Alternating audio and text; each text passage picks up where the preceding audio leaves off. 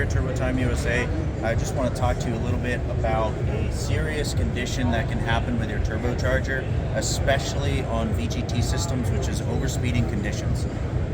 If you look at this cutaway that we have here, so this is your exhaust side. Most of you know this stuff already. This is some basic stuff on the turbocharger. This is your compressor side. As your exhaust coming out of your engine is spinning the turbine, it starts pulling in air from the compressor side.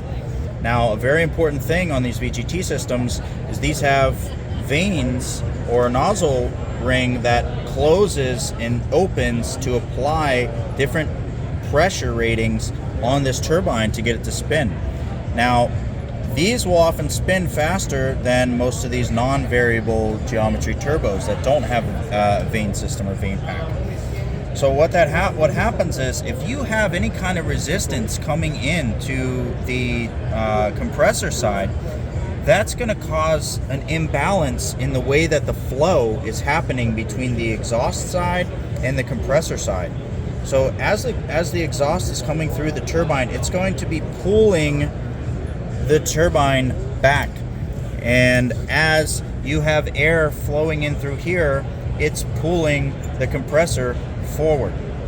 The thrust bearing system that goes in between these systems here helps balance and sustain the forward and back movement. You should have no forward and back movement on these systems.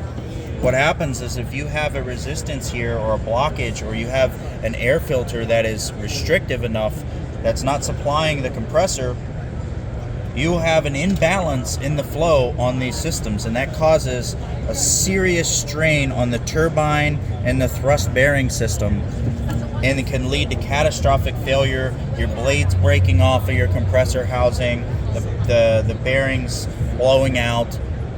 That's some really serious damage that can happen to your turbocharger, all from restriction. Nothing to do with the turbo, nothing to do with the components, all to do with how your system is operating. And we've seen that happen on our own applications, particularly on the 6.7 Power Stroke application and our 6.6 Duramax application. And the reason why is the way that some of these wheels and components are designed are fairly extreme, because we're trying to push the limits of the capacity and the performance that is available to you in these systems. With the right types of designs, you can really get a lot of performance support and power and use out of these systems. So what happens is, because these spin at a much higher rate, they're going to be pulling in a lot more volume of air. If you don't have a high enough flowing system, it's going to restrict that, and you're going to start developing overspeeding conditions that have rapidly compound and damage the turbo. We've seen it on our own, even shortly after installing one of our GXR V8 models on our company 6.7 with a brand new intake system and air filter.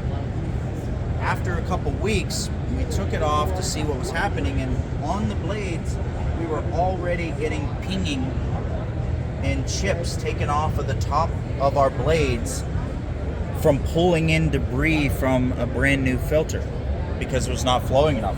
One of the things that we were able to do to help us with that is monitor it with our velocity vacuum gauge. What that does is it helps monitor the vacuum between your air filter and your turbo, so that you can see how much resistance you're developing through there. And this will obviously change depending on the cleanliness, the life, and how optimal your intake system is. So you could be riding in the green for a majority of your operation, and then if you're not paying attention to the use of your filter, you'll start going into the yellow, into red fairly easily on these systems. And if you're not paying attention, that can land you in some catastrophic failure for your turbo.